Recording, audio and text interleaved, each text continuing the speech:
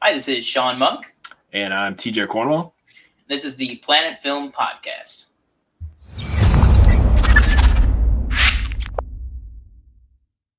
All right, so first off, we just wanted to, address last week we didn't have a typical episode. We opted to skip out on it just because there was the hashtag Blackout Tuesday with everything happening in the country. We did, however, still, because we had watched the movie we were planning to review, so we figured, hey, just to put something out. A few days later, we did put out our Cheaper by the Dozen review, so check that out if you want to. But we're just going to go ahead and pick right back up with the regular show format for this week. So without further ado, let's go ahead and get into it with our first segment, which is New News. All right. So first off, the first thing we just wanted to touch on is actually breaking just about an hour ago here, is that we did have confirmation that Hartley Sawyer was let go and fired from The Flash, the CW television series, which has been running since 2014. He plays Ralph Dibny, or the Elongated Man. He's been on there for the past 3 seasons. Unfortunately, or however you want to look at it, tweets came to light that he had done back in like 2012 and 2014 that were deemed like racist and misogynistic. So he was pending a review, basically, because the tweets, according to the THR article, the tweets came out on, I think, May 30th. So it's been like about a week or so since then. The CW has had time to investigate the situation and look into it. And they did deem that, just overall, based on the situation, that he could not continue with the show.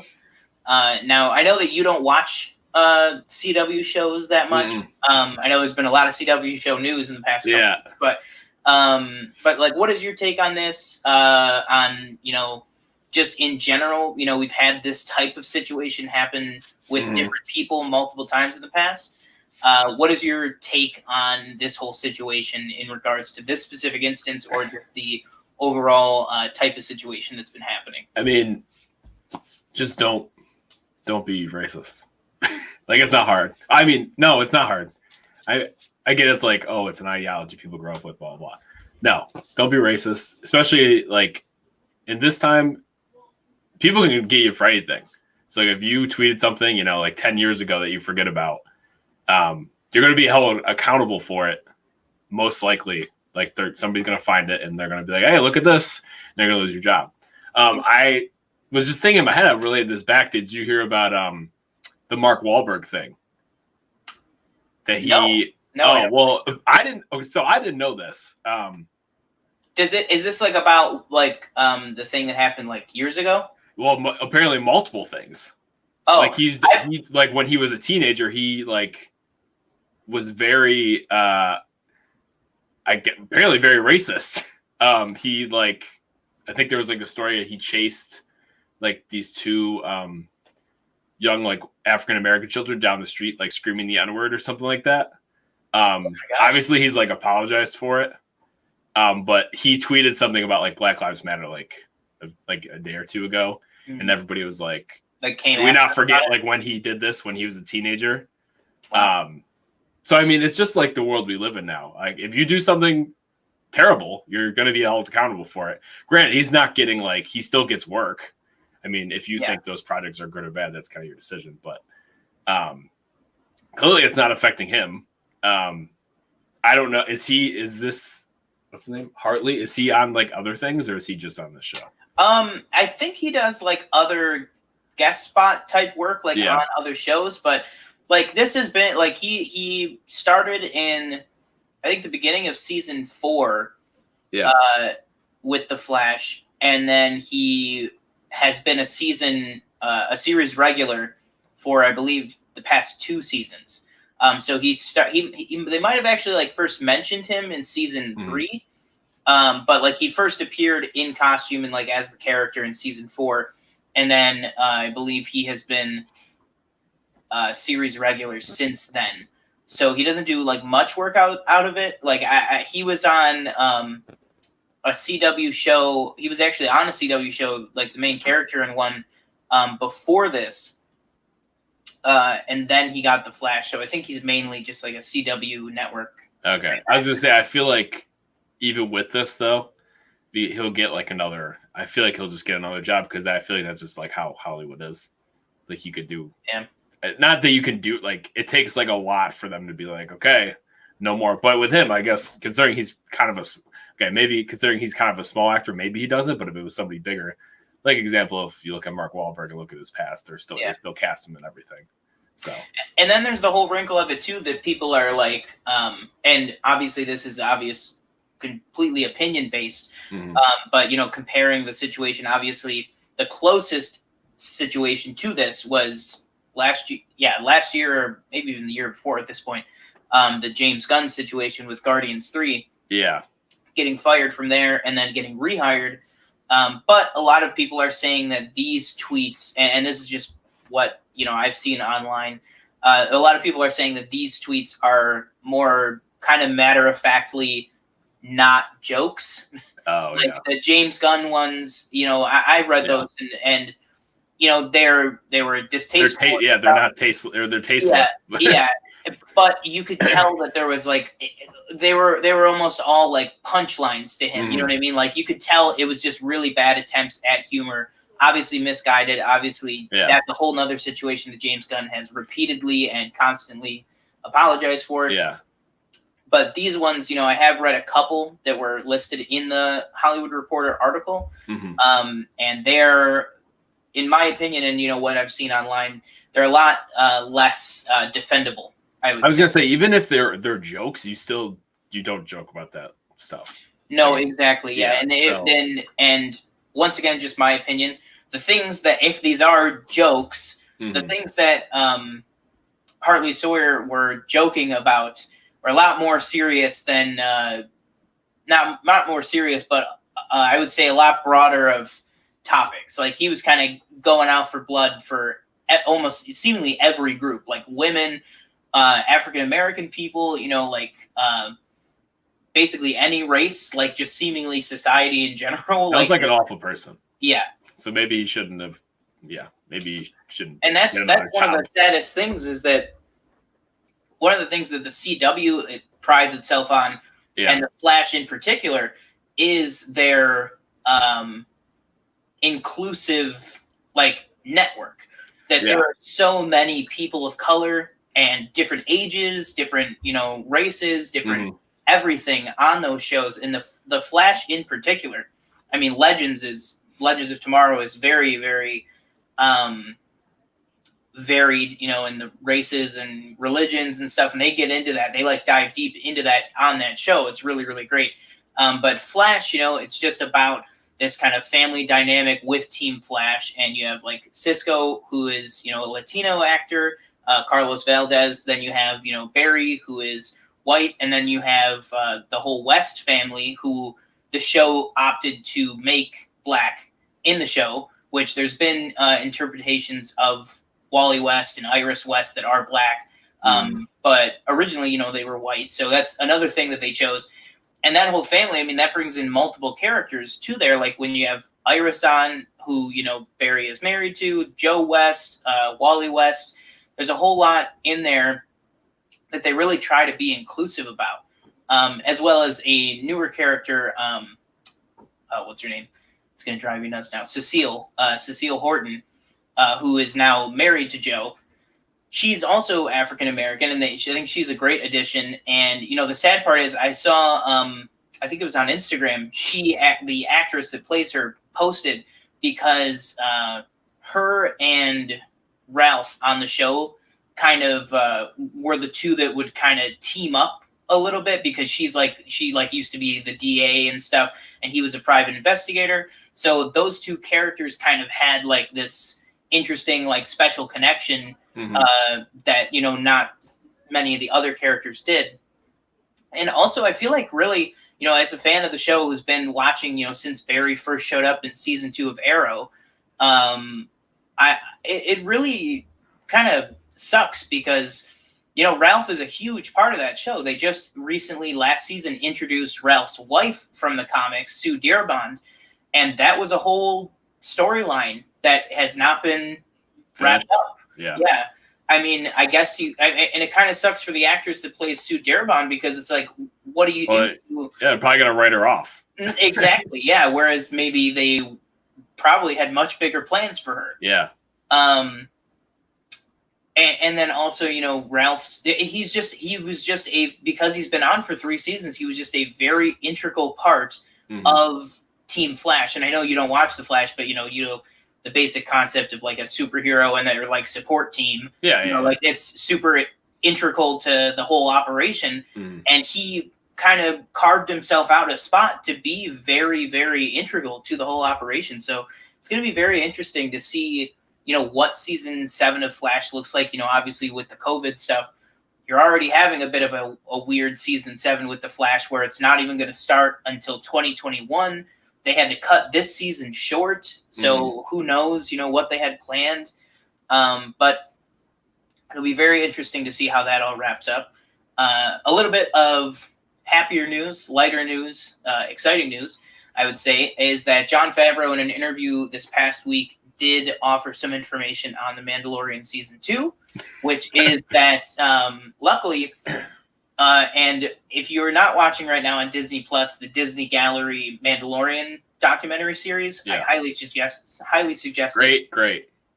Fantastic. A lot of that is showing us the process of how this show is made and showing that it's basically like the mentality for making the show is measure twice, 3 times, 4 times, 5 times, cut once. You know what I mean? Like it's basically they do months and months of prep and then they just go in on the day. They know exactly what they're going to film and they film it.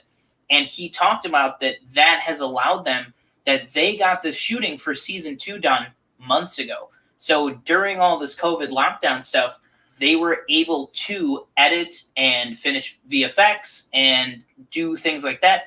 You can still get, ADR, like additional dialogue and stuff can be sent in by the actors. So he said basically, other than the brief period of transition, like getting everybody home, they've been able to keep chugging along and working. So he was able to let us know that it is still going to make the October release date on Disney Plus, which is amazing that even with this COVID stuff, they not only were able to get the season turned around, but we're actually going to get it, less than a year since the first one, because the first season aired in, mid-November. And here we're getting this in October, which is, great. So overall, what do you think about that? What are your thoughts on, Mandalorian not being delayed? We're definitely going to get it in that October space. I kind of figured it was coming at the same time. Or this is a quick question. I forgot. Were the all that casting stuff, was that for season 3? No, that was for season 2. 2? Oh. Yeah. Like I said, I'm still very hyped about it. I really liked the first season. I just again wish that all that stuff wouldn't have come out because it'd been a cool surprise to see like, oh, there's Rex and there's Ahsoka and they're in the show and blah blah blah. I'm still hoping that Ezra makes an appearance. I think that'd be really cool to tie that in. But yeah, like what you're saying about the documentary stuff, like the most previous one when he's talking about the previs and stuff like that. Oh my God, that was like, because they were like, okay, we built in the previs, then we look at it multiple times, so we go to VR, we shoot shots in VR. Because I think he said he did that in Lion King. Yeah, he said in Lion King and in Jungle Book, he shot digitally in like a VR space. Yeah, and then they go and shoot it for real. And then the other thing, I just love the doc. I thought the documentary series is great. I hope they do it like again for the second season. Yeah. I just like hearing from all the directions. And we still have 2 more episodes of it. Yeah. Great. With I think it was 1 episode ago or 2. I forget what it's called. The big screen with all the volume. The volume. Oh my God. That is because when you're watching it, you're like, oh, they must have just gone there because it's a high budget, so it's like, oh, they probably went there and shot it. It's literally all like CGI or whatever visual effects.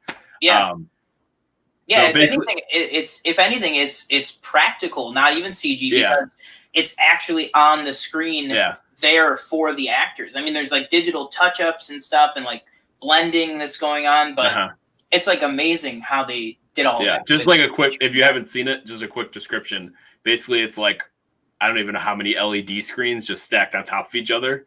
And it's running, I think it's running Epic Unreal Engine from Epic. Yes. It's a game engine that video games are made in. And it's just rendering like a whole landscape behind whatever they're shooting. Yeah. So it looks like you're actually there, or once it's finished, it looks like you're actually there instead of actually having to travel and shoot, But yeah, like I said, I'm really excited for this season. I'm hoping it fulfills. Like I feel like people have high expectations. I mean, from the first season, I don't see why you wouldn't. But yeah, I'm just hoping it's a good season. And I know they already did season 3, but I don't know how many seasons they're going to do. I hope they do a lot, but yeah, however far he can like push the story, I guess. Yeah, and I just wanted to kind of piggyback off that. Another thing that I forgot did actually come out, with some reports and speculation and stuff, is that in addition to all the other Rebels characters that they've been talking about bringing into live action, and Mandalorian specifically, they're talking about casting live action for 2 characters, not necessarily in Mandalorian, but they are now saying that they're looking for live action Ezra and live action Thrawn, which just quickly touching on that, who would you say would be like your picks for those 2 characters? And remember, they're going for Ezra, they're going for like mid 30s to like early 40s, and they're saying that it could be like African American, Indian, Latino, anything like that. I could see Thrawn as, this is going to be some like question. Like I could see Thrawn as Idris Elba as Thrawn. He's kind of got that low like voice. You know what I mean? Yeah. As far as Ezra, I was thinking I like Andrew Garfield ran through my mind, but he wouldn't do it because he's like, he's like on the indie wave. I feel like he doesn't want to get on like a thing in like a contract. Young. Maybe throw like who's young? Who's a young actor? They're not coming. Well, for this, it wouldn't be young. Well, 30, yeah, okay. Yeah, like 30 or like 40 for him. So it'd be like kind of like middle-aged, basically. Okay. I would say, me specifically, I was thinking of I believe it's pronounced Raul Cooley, who plays Ravi. Yeah. Okay, so if you haven't watched, there's a YouTube channel, gaming YouTube channel called Funhouse. He's on there a lot. He's not part of them, but he's like friends with them and he games with them a lot. Yeah, he's a cool guy. He was on iRobot or Mr. Robot, is it, or is it iRobot? Or no. He was on iZombie. Yeah, he was on that.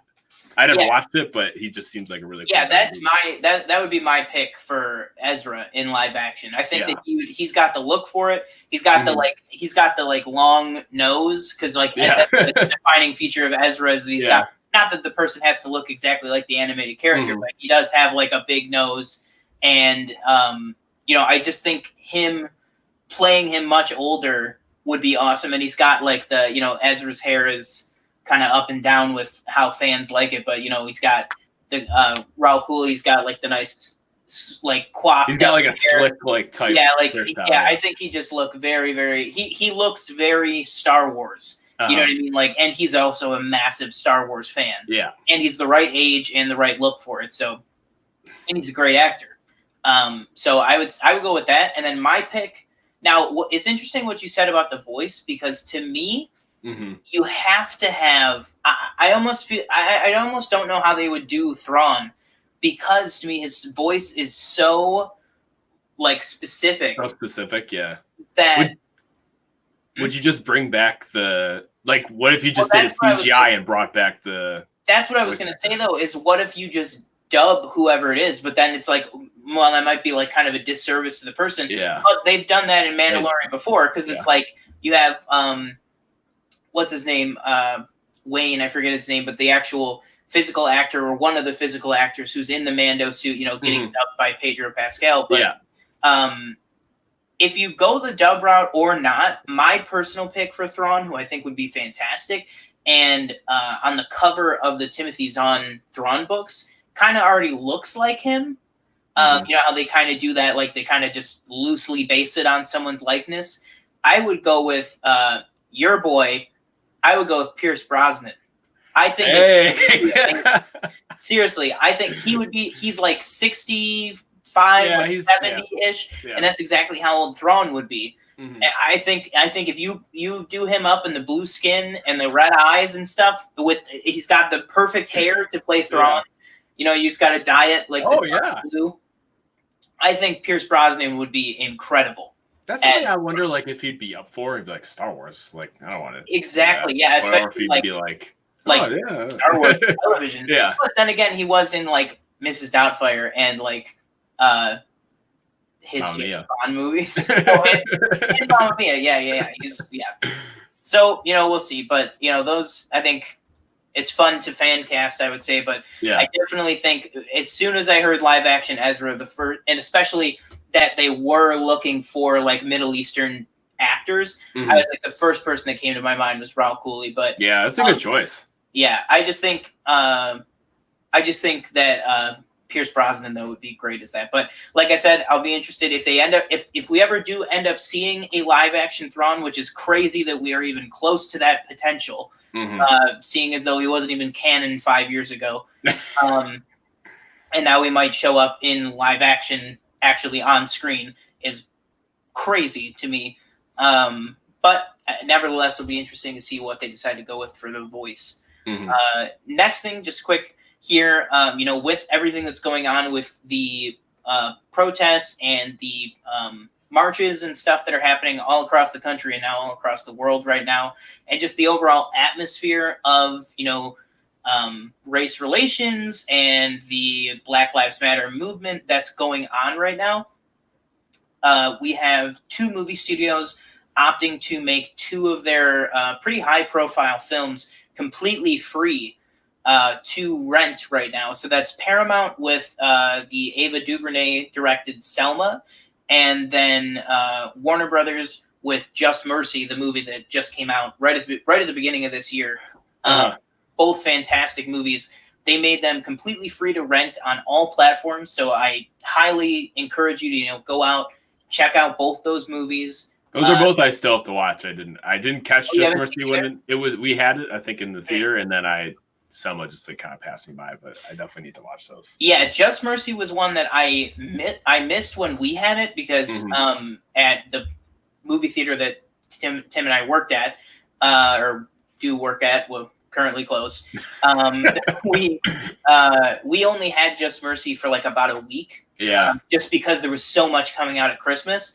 So I ended up catching it at Regal like a few weeks later. And I saw it in a day that I saw 3 movies that day. And that was the one that I think it was my second movie that day. I was ready to walk out right after that one because I was just so like impacted by the story and Jamie Foxx's. I was gonna say, people say Jamie Foxx is really good in that. Everyone in that movie, especially Tim Blake Nelson, fantastic. Yeah. Like he brought it last year, but him in Just Mercy, like in the little role he had, super impactful with like 5 minutes of screen time. But Jamie Foxx in that movie, and also Brie Larson and Michael B. Jordan are their usual degrees of excellent and great. But Jamie Foxx, you know, who has been a great actor in the past, but, you know, has also done, you know, Electro and Amazing Spider-Man 2 and stuff like that. But he brought it. Like, Jamie Foxx was fantastic in this movie.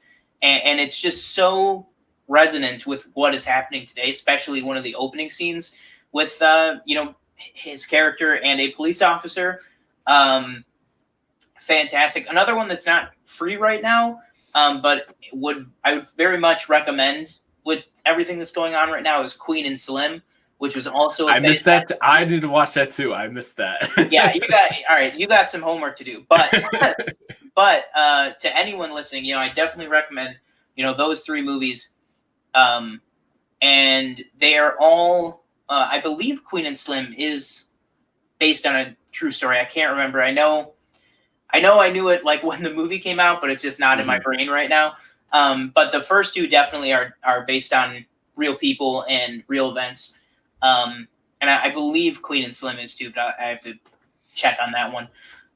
But all 3 of those movies I would highly recommend. You could probably pick up Queen and Slim for a rental for like $5. So I would definitely recommend. And like I said, any platform, you could even probably find it on YouTube, Google Play Store. It's absolutely free for the entire month of June. So I would definitely check those out. And it's great on those studios for doing that, to make it free just to get the message out there. Okay, so another thing here, which I'm not sure how much you would know about this, but I did work, for a time at a comic book shop, and one of my jobs was taking in the inventory every week, and sorting the comics and putting them on the shelves and dealing with the invoice and the deliveries and stuff. And they all come from Diamond Comic Distributors, which for years has had the market cornered, like more than cornered, like almost monopoly, where literally every single comic company goes through them for their distribution. And this week, DC has announced that they cut ties with Diamond Comic Distributors. So this is, coming after a while of people speculating that kind of paperback comic book issues are kind of going the way of the dodo, if you want to say. Yeah. Well, Marvel has like the whole app now. Yeah, Marvel has Marvel Unlimited, and then I don't know if DC does it with their. Well, there's DC Universe, which is like their streaming service. Also encompasses comics, but it's mostly old catalog titles, not new stuff. Mm-hmm. But both Marvel and DC are both available on Comixology, which is it's one of the major digital comic things. But digital comic sales have been going up and up and up and up and up, and physical sales have been going down and down and down. Believe me, that whole time when I worked at a comic book shop, it was a lot of people coming in, for their pull list every week, and not too many else. It was basically people that have been going there 4 years, getting the same stuff, just picking up their stuff and then going out. Like a lot of comic shops are focusing more towards like back here, like Funko Pop sales and they do posters, sometimes board games and stuff. Like exactly. They even have Legos right there. Like they're trying to broaden what they sell and what they're all about, to try and attract more people, because honestly, the actual comic book purchases aren't as sustainable as kind of like a movie theater. Exactly. Yeah, exactly. The only like comic book shop I know around here is the Queen City one on what is it? Main Street. Oh, okay. It's by UB South or whatever. Yeah, I've been there a couple times. Yeah. But I know there's one, or I don't even know, like there's that toy shop on Delaware. Do they do comics as well or no? Yeah. Okay, then those are the only two I know of. I don't know of anything else around here. Yeah. All right. So let's see. All right. So then, next thing here, a little bit more good news, is that the UK has decided to resume film and higher end TV productions under new COVID-19 guidelines. So that's going to allow major productions like the Batman, Jurassic World Domination, Sex Education, and The Witcher to resume filming, which is good. Break Robert Pattinson out of his Airbnb. But it's going to be great. A lot of those higher end, like, blockbusters that film on location in London or in England, like at Pinewood Studios and stuff. It's a lot of different things that are finally going to be able to, get those people back to work, obviously in a limited basis, but they do feel comfortable enough that they're able to start production up again on some things. This is coming, I think a week or two ago, when New Zealand allowed production to restart on the Avatar films. So, it's good to see nothing in actual Hollywood or America yet, but some parts of the film industry some of the gears are starting to turn again, which is nice. Do you have any thoughts on that? Well, yeah, one, they could keep Jurassic World. I don't want that. Keep it indefinite basis. No. I'm excited.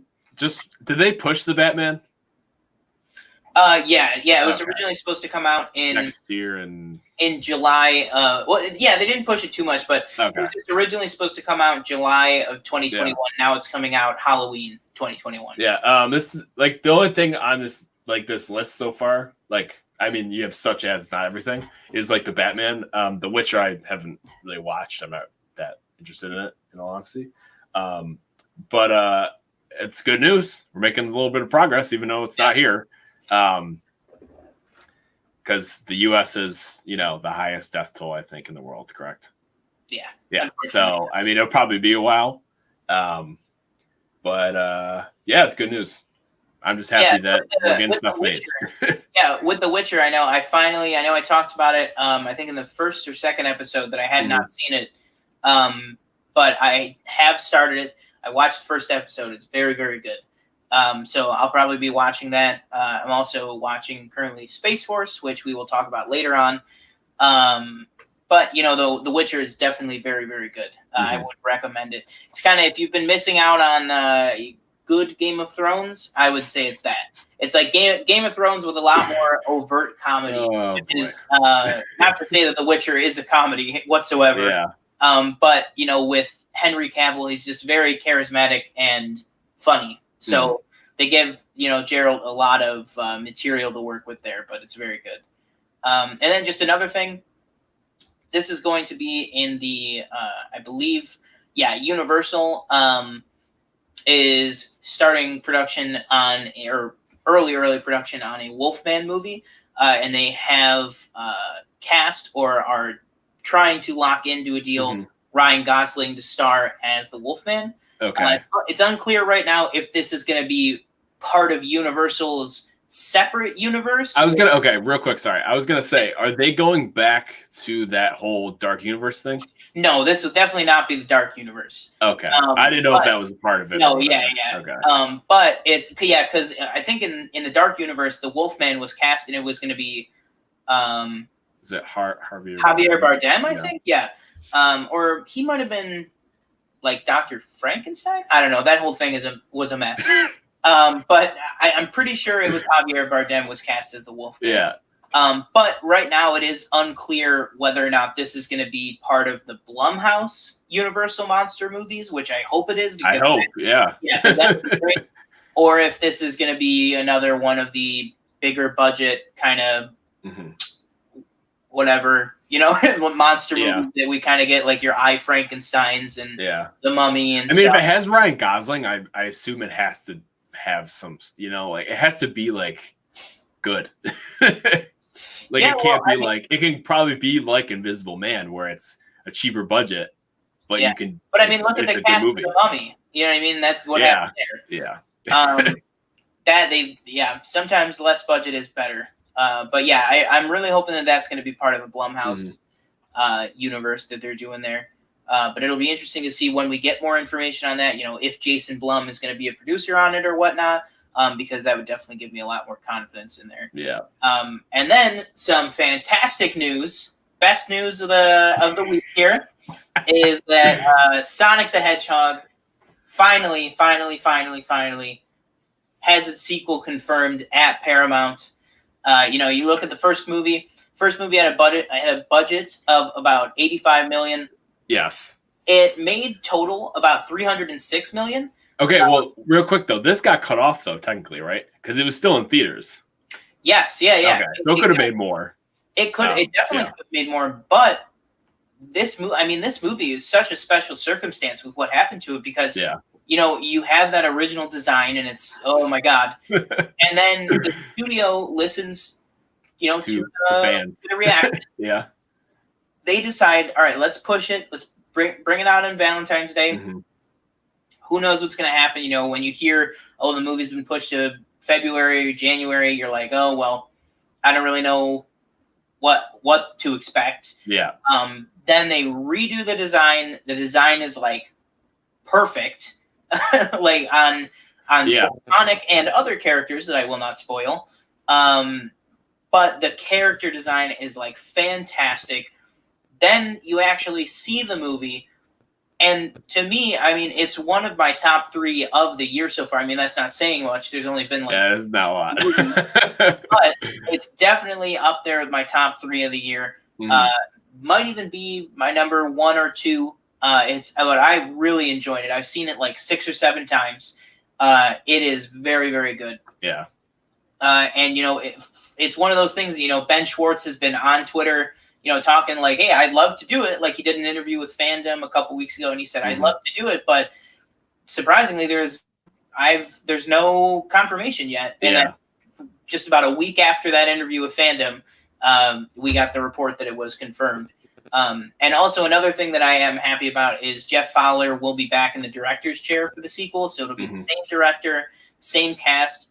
None of the cast but Ben Schwartz has been confirmed yet, but I would assume you're gonna be bringing back James Marsden and Jim Carrey.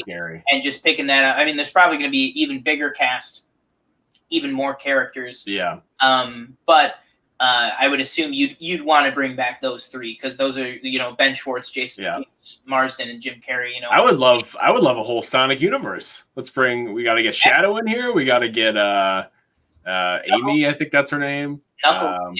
Knuckles. Yeah. But I think no matter what they want to do, if they want to make just a really great standalone Sonic franchise, or if studios can pull a Roger Rabbit on this and give us a Sonic Detective Pikachu crossover, that would be. This is also a streak of 2 in a row. I think good video game movies. Yeah. I don't know if anything was between them. I can't recall. But like usually their video game adaptations to films are trash. I didn't see Assassin's Creed. I heard it was awful. I haven't seen the Resident Evil movies. I heard those are bad. Those are bad. Yeah. Yeah, but I mean, they're 2 for 2 on this right now. And sorry, real quick, like looping in. It's not a movie, but HBO is doing the Last of Us show. Yeah, exactly. Like, maybe sometimes video games are more suitable for shows. But with the Chernobyl showrunners and show team, which I think is like amazing. Yeah, they're like, oh, we just made this one of the best miniseries HBO ever made.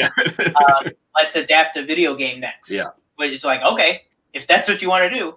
And then also announced this week that at least the pilot, not only the showrunners will be the same showrunners, but at least the pilot of the Last of Us series will be directed by the director of the Chernobyl series. Oh, cool. They announced that this week. That I don't have the name, but that they will be returning to directly at least the pilot. They said could be more, could be whatever. Cool, but it's going to be one hell of a pilot if it's the exact same team. Okay, and then last 2 things here. We do have some more CW news, just kind of going off the last time we talked about it, the Batwoman news. We have here that the Batwoman, after Ruby Rose quitting the show, is going to be moving forward, not with a recast, but with a in-story character change. So they're going to put a new character under the cowl that is going to be Batwoman. And the only quote that they're saying is basically that it's going to be very fun, exciting, new. Yeah. But the more interesting part is that they said, and very not Cat Kane. So they're going in a totally different direction. It's going to be a totally different type of character than we got with Ruby Rose. So, I mean, it could be a brand new character written specifically for the show, or, they could go with other versions in the comics. There's also been Kathy Kane was Batwoman, but you also have, several Batgirls who could also be it. One being Barbara Gordon. If you bring her in, that would, be fantastic because there's so much love for that character from the comics and, some of the animated work. But there's so much love for that character and just that world. So I think it would be very interesting to see that. Do you have any thoughts on that, or? I just think it'd be cool. Though, like, I didn't know that everybody else, like, there was other people that played Batwoman. I always just thought it was Barbara Gordon. I mean, I know there's like different variations, I guess. Yeah, I just think maybe it'll make the show better. I don't know, because wasn't it like not the greatest when she was on it? Yeah, I mean, so yeah. Yeah. So But they want to replace her with like an LGBT person, right? yeah, I think Okay. I'm pretty sure. Yeah, they want to keep that element of it, but it's like, I mean, they would want to keep that element of it, but Yeah. I mean, it's hard to say. Like, I mean, if it's just like, oh well, that's kind of a coincidence that like the person who's taking it up is also LGBT. You know what I mean? Yeah. But you know, it's, or it could just be that that's just what they want to do and they want to stick with that, and that's Yeah. great too.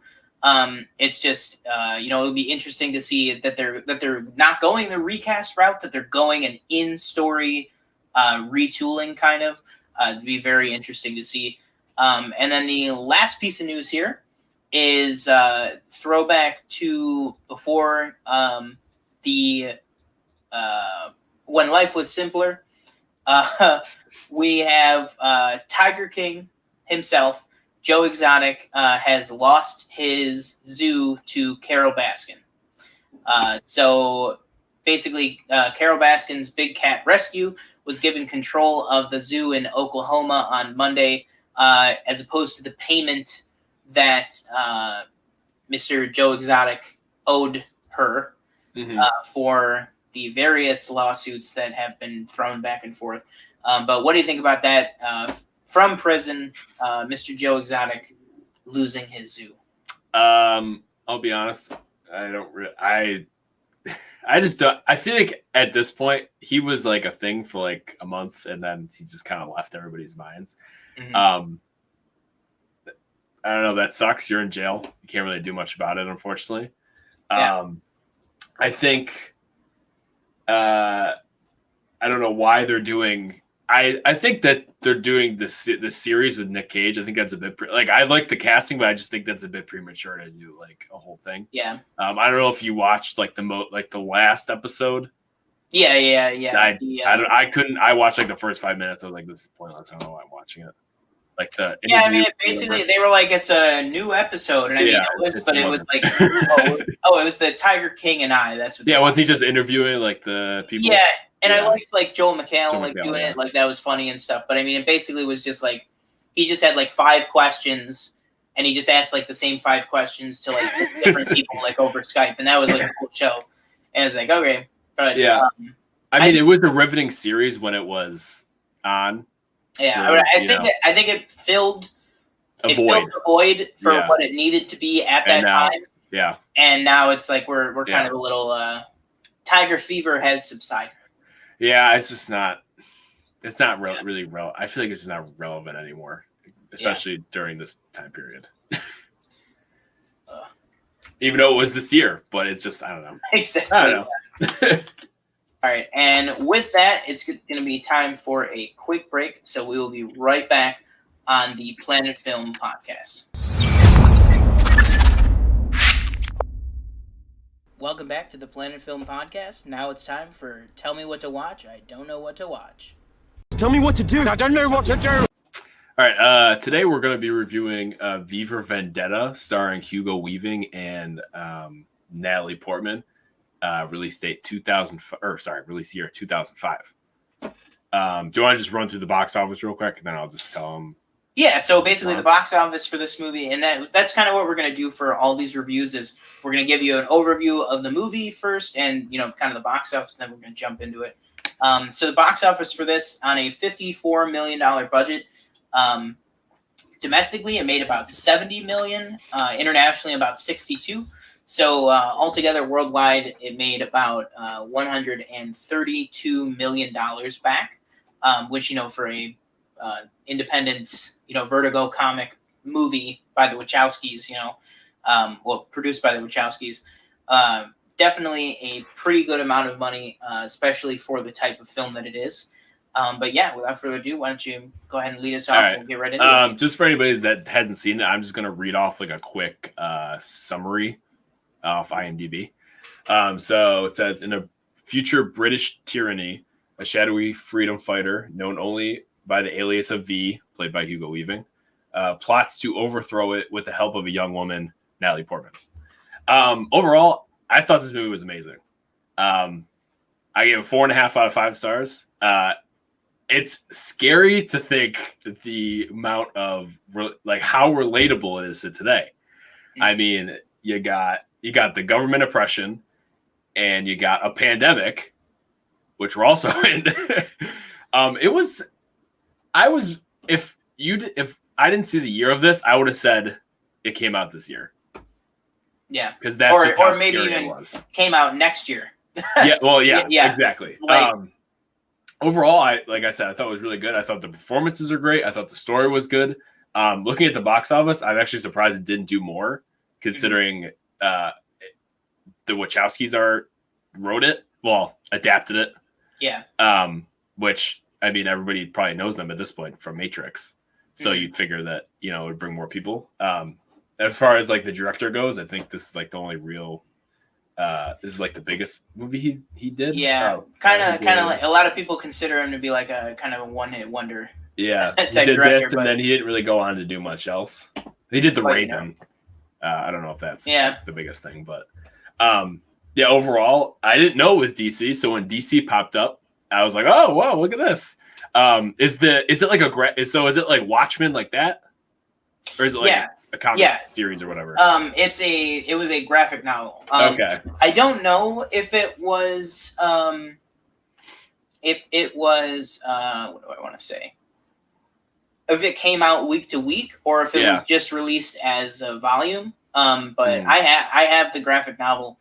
It's amazing. I mean, the graphic novel is incredible. Absolutely. Yeah. There are like minor differences, just like with like, but it's almost word for word like the graphic novel. Oh, okay. But like I said, there are some minor differences. Yeah. Real quick, sorry. I thought, like I said, the script is great. But just like it just apply. Like I think it says it takes place in 2032 or something. Mm-hmm. It's just like you have the surveillance, and then you have people who speak out against the government, are basically, they call it bagged, and then just taken to some, prison and maybe killed or something. Yeah. Tortured at the very least. But like, there's a lot of just like, there's just a lot of, I guess, just symbolism. Like for here, I wrote down like, you should not be afraid of your own government. So basically what's going on right now is, we're militarizing cities. And the president said, if you don't take care of it, we're going to come in and take care of it for you. Yeah. And that's even something I think, almost a direct quote from V in the movie is he says like a government or a people should not fear its government. It should be the other way around, basically. Yeah, exactly. The people or the government should fear the people. Exactly. The people should be making the decisions. Yeah. What else did I write? There's another thing like with the book. I think it's like a journal, the Red Journal. That's talking about like the virus and stuff.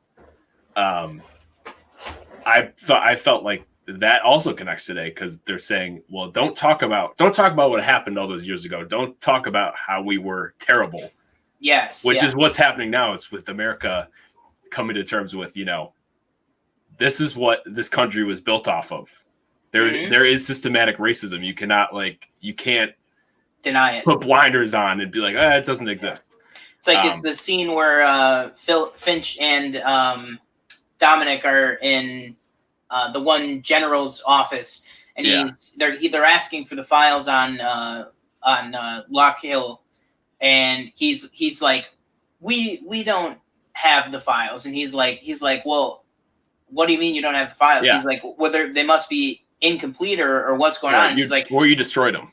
and he's just like, it's best not to bring this up. The country was at a very difficult time, and kind of we did what we had to do mentality. I think he even says that we did what we had to do. Yeah. And Finch is like, what? Yeah. Well, I also like I agree like with like V as like his I don't even know how to ideology. Yeah. Well, I agree with that. I don't agree with like him just like killing all these people. Like, he's breaking the thing and he's like killing all these cops, etc. The only problem I had with the movie, which it solved at the end. I was like, oh, okay, because during it when they're talking about like the fire and how he's like he breaks out of the fire, he's like, ah, I was like, is this Deadpool? Because in my head I'm like, well, that's that's kind of what happened to him, isn't it? He was like experimenting on it in a way. Or no? Yeah, but I mean that's like kind of just a comic book thing in general. Yeah. You know what I mean? It's like I was because I thought he was going to be at the end when I didn't think he was going to die because they shot him like all those times, and I was like, if he's like superhuman, I was like, I don't know, like if I can like, because it was very grounded and it really hit like home because this is basically what we're going through now, in a way. But then he like took off like the bulletproof vest or whatever it was, and he still like died eventually. Yeah. Spoilers for the film, by the way. Yeah, sorry. It's but overall, like I thought it was a very good film. Like I said, I'm surprised it didn't do more. I think they should probably play this like on network television right now. Yeah. Yeah, I definitely, you know, just I gave it 5 stars on there, and just for context, this is TJ's first time watching it. Oh yeah, sorry. And I have seen it probably like 30 times. It's easily one of my top 10, maybe top 5 films. But yeah, just the overall, and really, I want to say too that the cast in this is fantastic. You know, obviously Hugo Weaving is amazing as V, and then Natalie Portman as well. And then, but also like people like Stephen Ray or Stephen Ree, who plays Finch in it. You know, he's not in much, you know, outside of this, but he is fantastic in this. You know, he's kind of the point of view character through this. Besides, you know, Evie is also, but she's more in on it and stuff like that. But he's kind of the point of view audience character trying to figure all this stuff out. And then, you know, John Hurt as Chancellor Sutler. When I was watching it, I was amazing. like, he looks so familiar. I was like, who is this actor? And I like looked it up. I was like, oh, it's John Hurt. But I was like, I can't place it. Yeah, well, it's also because you're not used to having John Hurt with like, I guess like dark hair or just like it's just something about. Also, it's just something. It's not even just the dark hair; it's the way he's shot. Yeah. That like on the screen, because most of his appearance is on the screen. You don't actually. That's another great thing about this too, is you don't actually see Chancellor Sutler in person until right at the very end. Yeah. Right before he gets killed. And you know what? Sorry, real quick. You know what this reminded me? It reminded me. Do you remember that old Apple ad where it's like the big like head on the screen, like yelling orders, and the woman comes in with the the 1984 exactly ad. Exactly what it reminded me of. Yeah, it definitely has a lot of 1984 like what do I want? His name just escaped my mind. Oh yeah, like George Orwell influence definitely on this, and it's just kind of creepy. You know how close it is to this now. You know, you have a leader who's barking orders at people from, you know, a secluded, secure location, you know, just like through a screen. Yeah. It's kind of crazy how relevant all of this really is. And it's kind of the reason, you know, we picked this. So, you know, I would say overall, if you're looking to watch something that is, I would also say in a kind of strange way, uplifting. Because it gives you hope almost. It does. It ends very much on a down but hopeful note, which I think is fantastic where the movie ends. I think it's got one of the best last 5 minutes of any film ever. But I would say, you know, if you wanted to watch this, or I would say, if you're thinking of watching this, I personally would say definitely give it a watch. I would definitely check it out and watch it. What would you say? I definitely say watch it before we, like, you know, kind of veer off the movie and everything. Question, is Natalie Portman's accent in this movie good? That's a tough question. Okay, when it first started, I was like, does she have an accent? I was like, I couldn't tell for a minute. And then I was like, oh, she is doing an accent.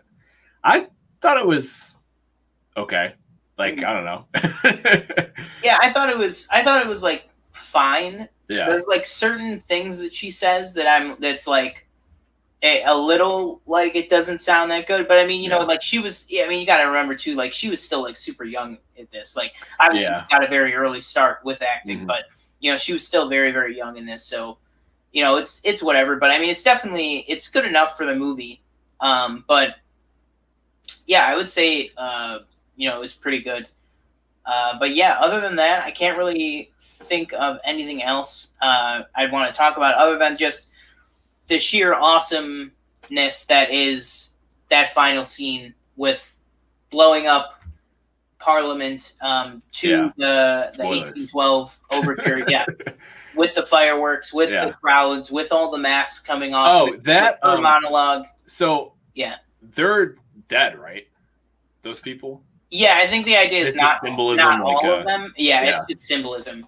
It's not that they're all dead. It's just that the people that have died for this are kind of like avenged in that moment, type of thing. I see. Yeah, because then she's like, he was everybody. He was my brother. He was my mom. He was my dad. Yeah. Yeah, exactly. Oh, man, it was really good. I can't. I would just bump it up because like. My like problem with it, I was like, it's really not too big of a deal. I think it was just like when he steps out in the fire and he's like, Well, and I think also the idea behind that too is that like he didn't survive through that. You know what I mean? Like you see the scene when he doesn't have his gloves on, cooking, that his entire body is completely burnt. Yeah, so it just looked like grounded meat. Like it. Yeah, exactly. Yeah. Yeah. Oh, I'm getting like just thinking about that scene with his freaking hands. Oh. Another real quick. I just jotted this down. Did the news that like late night talk show host, not the one who like makes fun of the Prothero, Louis Prothero? Yeah, the guy who's like always yelling and stuff. Yeah. That guy. Did he remind you of Donald Trump, or is that just me? Yeah. Yeah. I mean, I think that's a lot to do with the type of movie is just it's very like.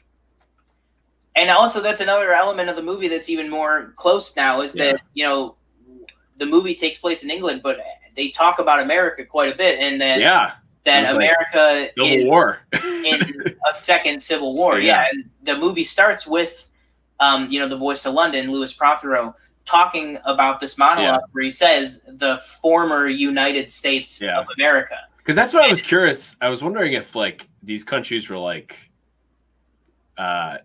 mad, like the way they're portrayed. Granted, if it's like that in the comic book that came out however many years ago, then it's not really, it's like it's been there, so you can't really be mad.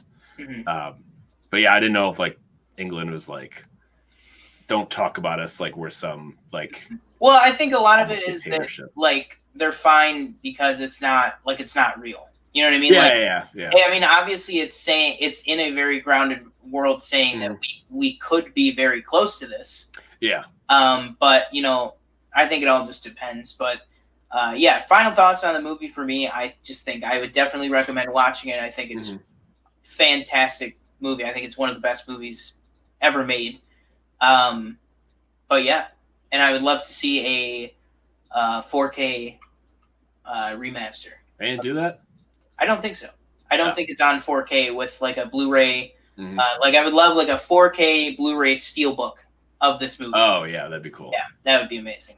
But yeah, what would be your final thoughts on it? Final thoughts. I think everything in this movie relates so much today. It's very scary.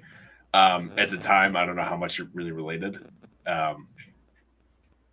Overall, again, very good movie. Script's great, acting's great, story's great. I give it a must watch for especially right now.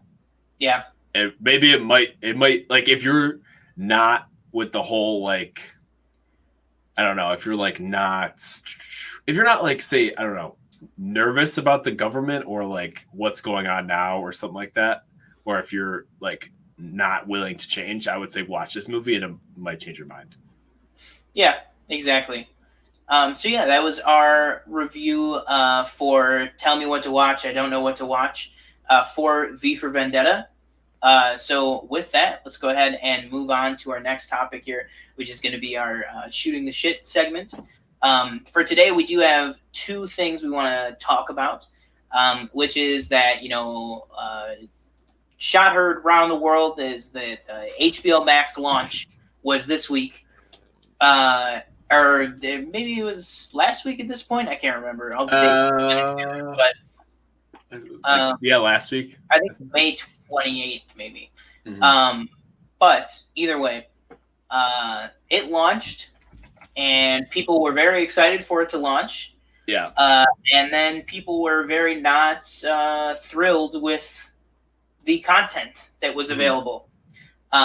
One thing is definitely, something it's got a great selection of is it's got the Studio Ghibli films, or Ghibli, whatever you want to call them, except for, I believe, one film it doesn't have, just because they don't have the streaming rights to it. Yeah.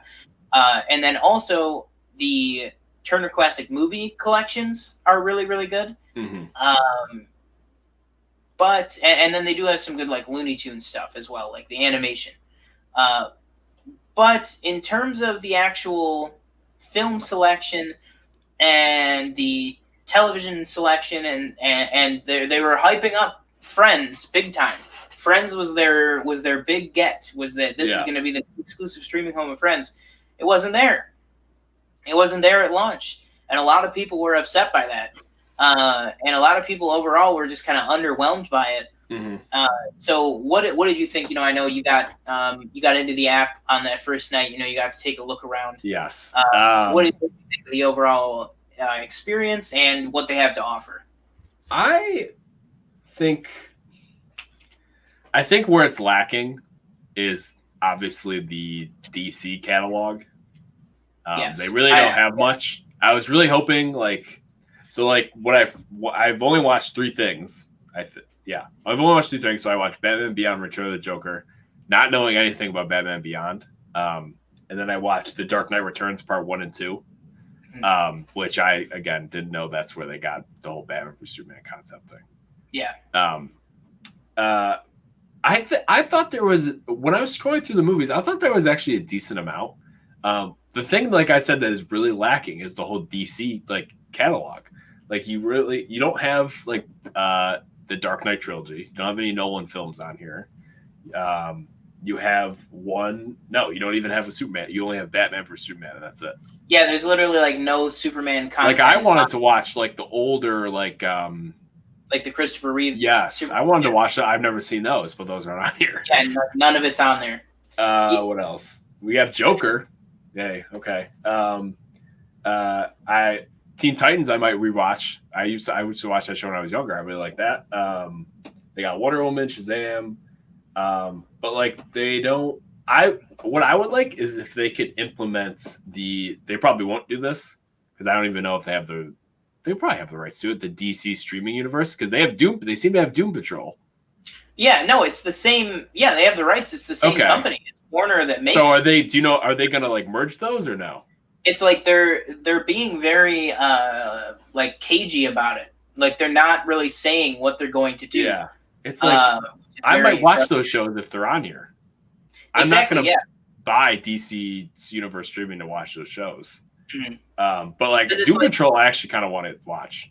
Yeah, exactly. And that one's supposed to be very good, but it's you shouldn't have to also pay for a separate streaming service when this one was pitched as everything Warner Brothers under one roof. You know what I mean? That's the elevator pitch of HBO Max. Is that it's everything HBO and everything Warner Brothers and everything Warner Brothers owns or makes all on one streaming platform. The thing I like about this is that the last chance, it's going off HBO, but it's going to be on HBO Max. So it's not really last chance.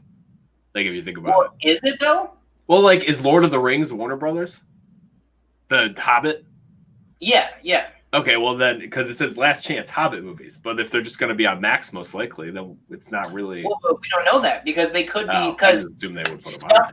stuff that Warner Brothers owns cycles off HBO just like it cycles off Netflix or Disney Plus or anything like that. So even if they have the rights to it, they can still remove it from the catalog.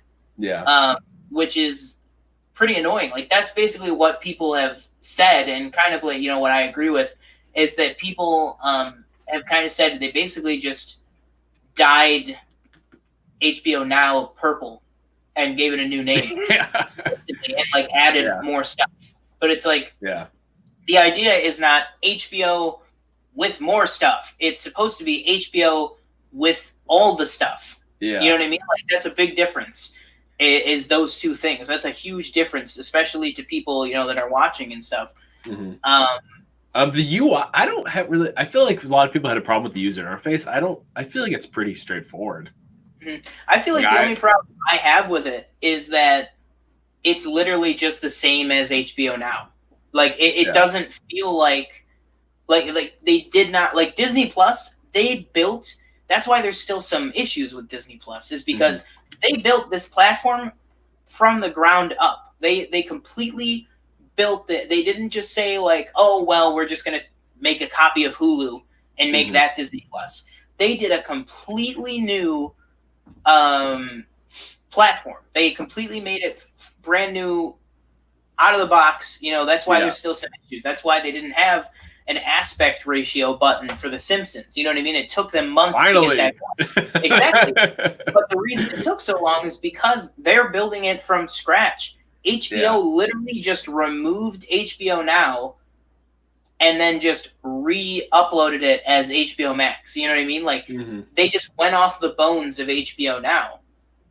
And that's kind of my issue with it is that if you're going to put out this premium product, I kind of feel like it sounds like I probably have more problems with it than you do, but if you're pitching this as this premium product and you're using the name HBO Max, it's like I should be able to watch everything.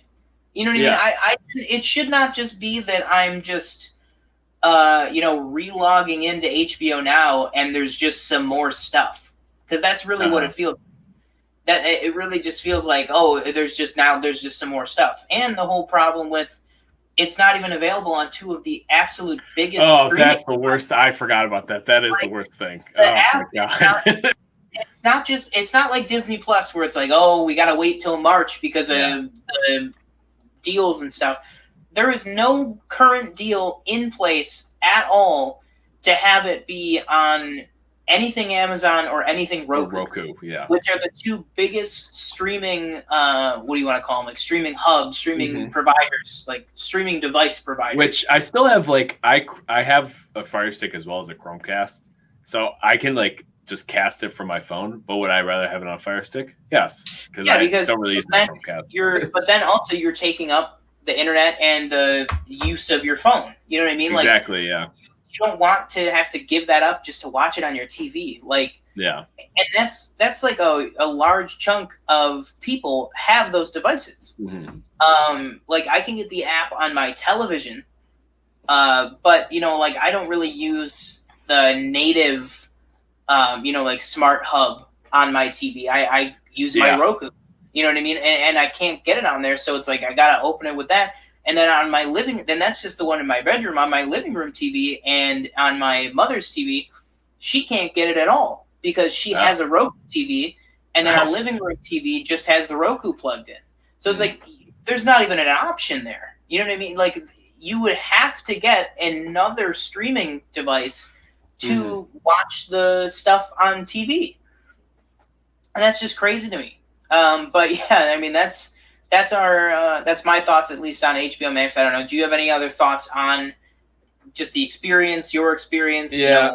How often you think you're going to use it? I wish I've used it more. So far, I want to, like, there's some movies like Ad Astra just went on there, so I might rewatch it. I remember I like that movie, Decent Max. I didn't like the ending, I don't think. That's one I still got to see. It's good. Lucy in the Sky, no, I heard it was awful. I still kind of want to watch it.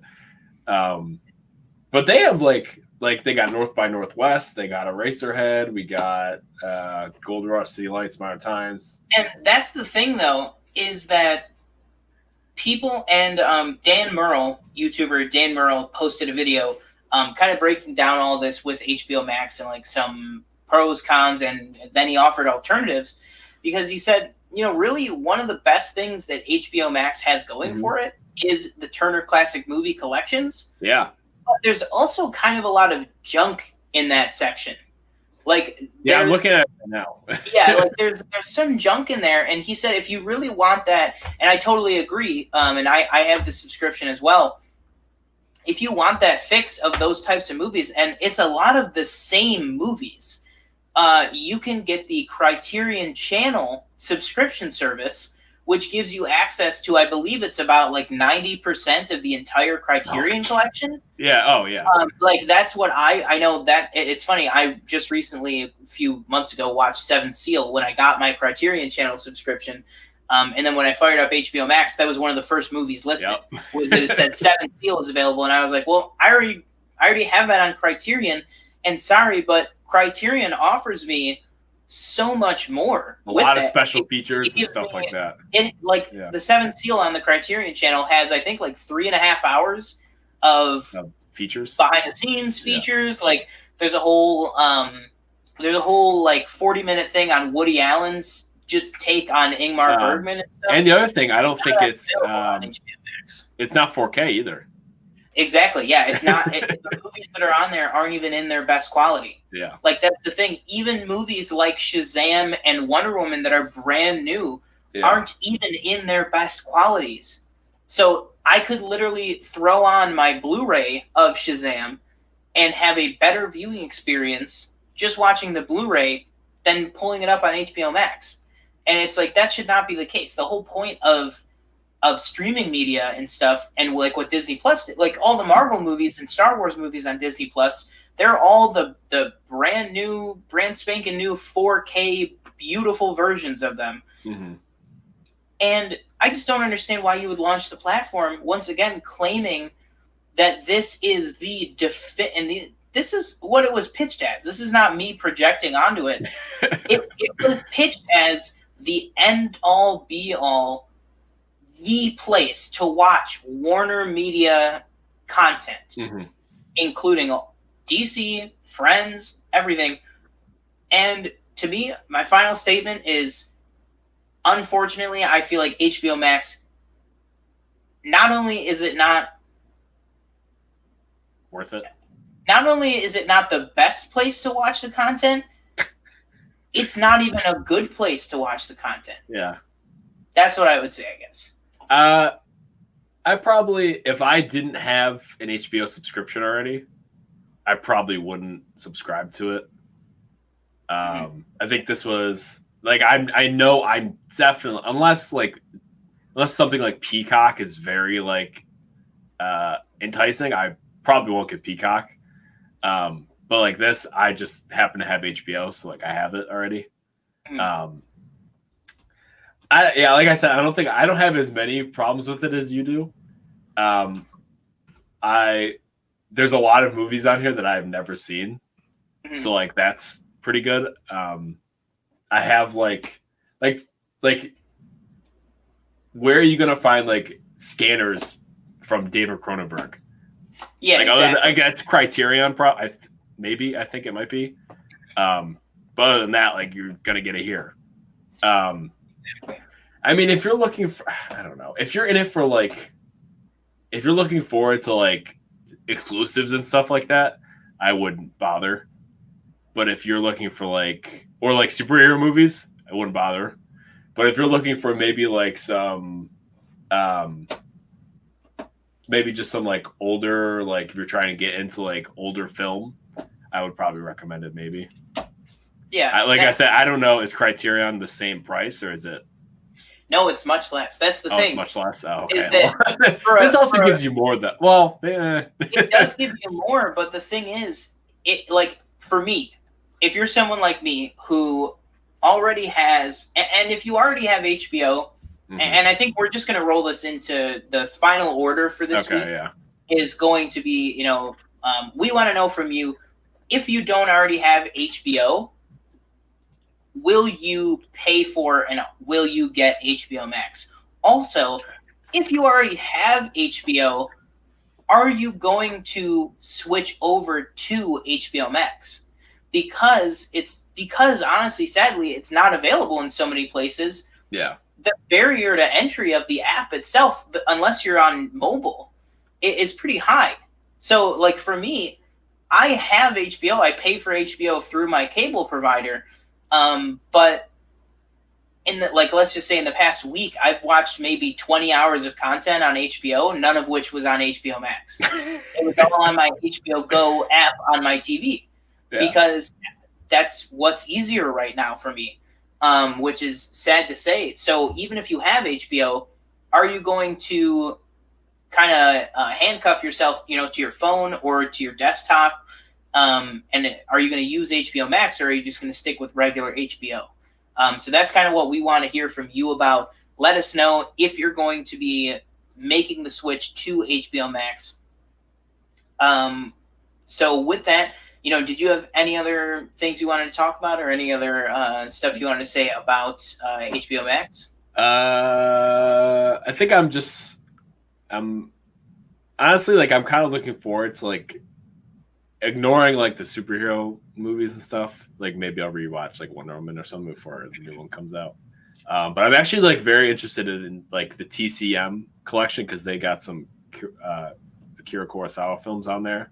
And then definitely the Studio Ghibli, because I've only seen Spirited Away and My Neighbor Totoro. Mm-hmm. But, like, am I looking forward to, like, the Friends reunion? I don't really care.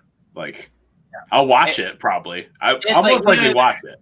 But that's the thing. We don't even know how. Like, I am not a fan of Friends. I don't like the series, but I mean, a lot of people obviously do. A lot of people, that is their end all be all favorite show of all time. Like, and like the cornerstone of the marketing for this service was Friends, and it's not even on there. Yeah, like, I mean, Friends, the show, is the reunion's not on there. No, the Friends, the show, was not on there at launch. It might be on there now. No, but it's not. It's got to be. It's definitely on there now. Okay, well, for the first week, there definitely was people saying that, like, it was not even on there. That the actual show Friends was delayed with its HBO Max release. Wait a second. Is it not on? No, it's right there. Oh, okay, yeah. Is it actually clickable, though? Can you actually play it? Yeah, you can play all the okay. stuff, Yeah, but the thing is, like, people that are staying up just to watch that because it's been off Netflix for so long, like, they've been waiting. And like, just kind of the bungled launch of it. I don't know. I feel like I feel like even I don't like it even more than I thought I did. It's like Rise of Skywalker. Yeah, well. Quick question. Is X-Men, are the X-Men's going to be on here? There's only 2 of them, I think, or 3. Or no, because they only have the streaming rights to everything Apocalypse and after. So they have the streaming rights. That's like 2. Yeah, no, exactly. So they have the streaming rights for X-Men Apocalypse. Okay. They have First Class. They have. No, yeah, I just mean for the newer ones. Oh, okay. I don't know how many of the old ones they have access to, or if it's the whole series. But I know from like Apocalypse, Logan, maybe Deadpool. I'm not really sure, but definitely Dark Phoenix, and definitely, unfortunately, New Mutants is going to go to HBO, because that's how the streaming deal is worked out, unless Disney can buy them out of that contract. But yeah, I mean, I'm not sure. But in an ideal world, hopefully one day they'll be bought out of that contract, and you'll just have a nice X-Men tab on Disney Plus that you can go to. Yeah. But other than that, the last thing that we just wanted to talk about is that starting this week, the Planet Film podcast will not be the only show on the podcast feed. We are going to be launching a Star Wars specific show on the channel and on the podcast feed starting this week. That show is this show here releases like Tuesday mornings, so it's going to release Tuesday morning, 3 a.m. Eastern, 12 a.m. Pacific. The Star Wars show will be releasing Saturday mornings, so it'll be Saturday, 3 a.m. Eastern, 12 a.m. Pacific. So that show will be coming out on that date. And that's just so that, when Disney Plus shows come out or when movies come out, we'll be on that date. The date might change for the first episode, but after the first episode, it's going to be coming out on the Fridays there, or Fridays going into Saturdays. So we are very excited, me and TJ, to bring you that show. We're going to be kicking off with the first 8 episodes, and that will be a weekly show as well. We're going to be kicking off the first 8 episodes as a review for The Mandalorian. So once we are done with that, then we're going to, go into different pockets of Star Wars. We're going to be breaking down, top 5 lists. So, we can have like a top 5 of, Skywalker saga soundtracks. Or we can even get more specific than that. We could do, top 5 Star Wars soundtracks from just one trilogy. Or we could do top 5 Star Wars bounty hunters. It's really anything. That's just one of the ideas that we have for the show. But it is going to be a weekly Star Wars specific show on the podcast feed starting this week. So we are very excited to bring you that. But other than that, I think that'll do it for this episode. Once again, my name is Sean Monk. And I'm TJ Cornwell. And remember to live your life 1/4 mile at a time.